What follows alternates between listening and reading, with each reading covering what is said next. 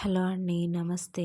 ఈరోజు beans curry ఎలా తయారు చేసుకోవాలో చూద్దామండి. ముందుగా బీన్స్ని ఈ విధంగా కట్ చేసి పెట్టుకోవాలండి.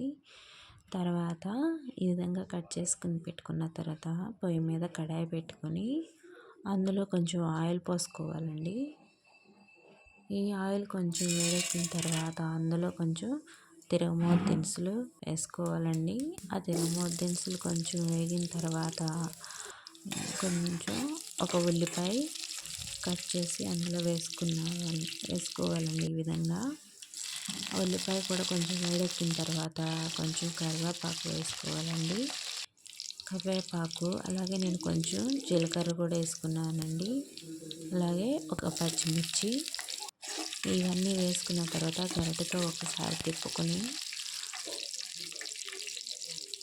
ముందుగా మనం కడిగి పెట్టుకున్నటువంటి బీన్స్ని ఆ కర్రీలో వేసేసుకోవాలండి.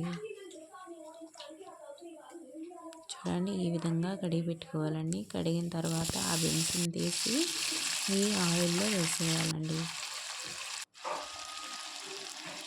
మనం కడిగి పెట్టుకున్నటువంటి ముక్కలు మొత్తం అందులో వేసేసిన తర్వాత దాని మీద మూత పెట్టేసి ముందుగా కొంచెం అల్లం, కొంచెం చిన్నుల్లిపాయలు పేస్ట్ చేసుకోవాలండి. పేస్ట్ చేసుకొని ఈలోపు ఒకసారి కర్రీ అడుగంటకుండా తిప్పుకోవాలండి. ఈ విధంగా తిప్పుకున్న తర్వాత నేను కొంచెం వాటర్ పోసుకున్నానండి. ఈ విధంగా వాటర్ పోసుకోవడం వల్ల ఏంటంటే అందులో పచ్చి ఏమీ ఉండకుండా చక్కగా మెత్తగా ఈ బీన్స్ అనేవి ఉడుకుతాయండి.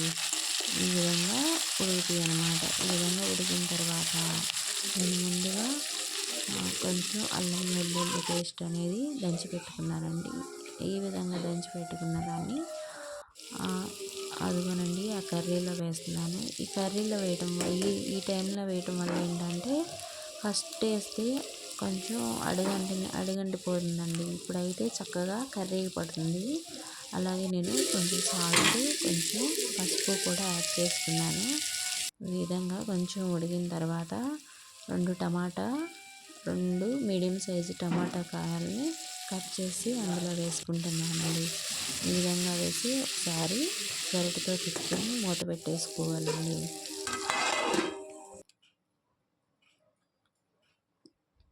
ఈ విధంగా మళ్ళీ ఒకసారి కనుక మూత తీసి చూసుకున్నట్లయితే ఇదిగోనండి టమాటా ముక్కలు ఈ విధంగా ఉడికినాయి అన్నమాట.